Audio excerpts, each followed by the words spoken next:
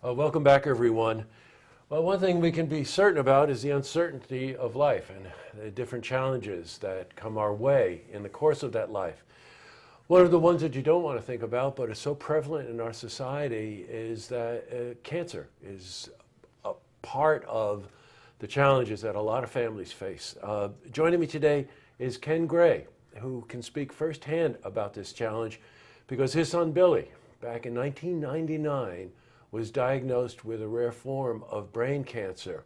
It took his life in 2001, and you're about to find out why I'm saying this. But Ken, in a very positive way, has dedicated a major portion of his life to honor his son and do something about it. So first, I want to welcome you. Thanks so much for coming in, Ken. Thank you, Jesse. Before we went on camera, we had a conversation about this, and I got news for you. We're just going to go right into it. Just a bit of the background. I mentioned that Billy was in his young teens, right? When you recognized that this was 11 years old. 11 years old. 1999, right? 2001, a couple of years later, after a lot of challenges, right? Yep. He passed away. That 2-year period, you learned a lot. We did. And in that learning process, you went through a lot of different kinds of therapies and things, right? Now, this is quite a while ago. Just tell me briefly what that was like. A lot of it was dealing with the unknown. For 2 months, we didn't know what Billy had. We thought it was mono. We thought it was a virus, and things weren't making sense. And the thing that told us something was wrong was one day Billy was medvaced down to Albany Med, and that changed our lives forever. Yes. And Billy survived the operation, 5.5 hours on the table. The doc thought we were going to lose Billy, and he said Billy had a tremendous will to live. But we also learned that day that that brain tumor was going to come back.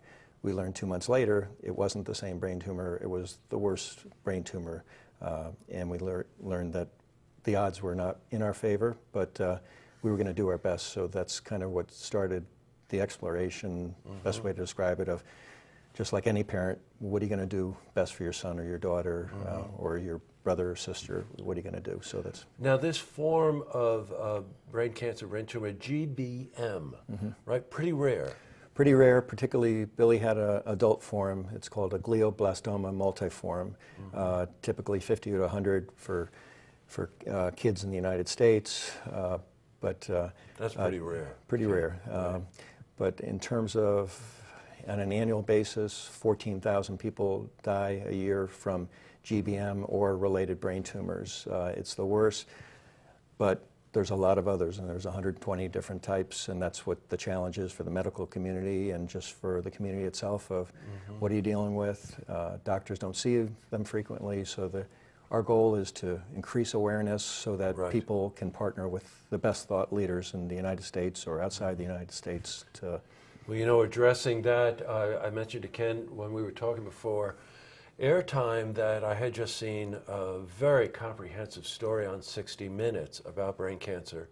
And lo and behold, when you're talking about pioneers, Dr. Freeman, right? Yeah. Henry Friedman. Henry Friedman, who the 60 Minutes crew had as sort of the central character in the story, was someone that you had spoken to also. We did. They've made so many advancements since 2001. You know, they were talking about the current therapies that they're doing. Very radical thinking on that, and they're succeeding in a certain way.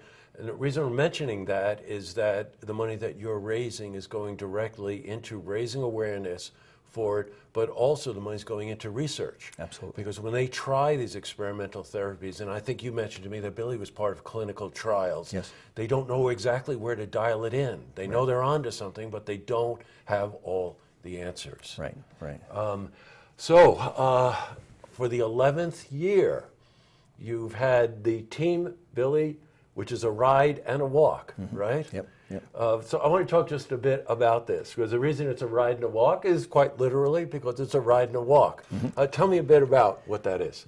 Well, there's the ride is 8:30 in the morning, May 17th. And that's a cycling. It's the cycling event. Cycling event, yeah, not motorcycle. But there's a 50-mile bike ride, 25, and a 10-mile bike ride.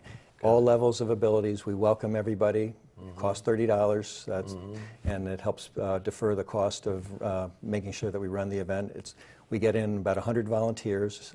Nobody's paid, and it's there to really kind of challenge everyone to do something maybe a little bit more than what they're accustomed to doing that part of spring. Maybe just a little out of their comfort zone, right? Yep, and typically it rains. Yeah, of course. So and there's also a walk involved too. There's a walk. It's an element you added in. So if you don't want to cycle, take your bike, you can go for a walk. Absolutely, and it's through 3 miles of the prettiest part of Saratoga. So, but it just brings together groups, brain tumor survivors, friends that have lost, and maybe it didn't relate to a brain tumor, but something else, but they just want to participate.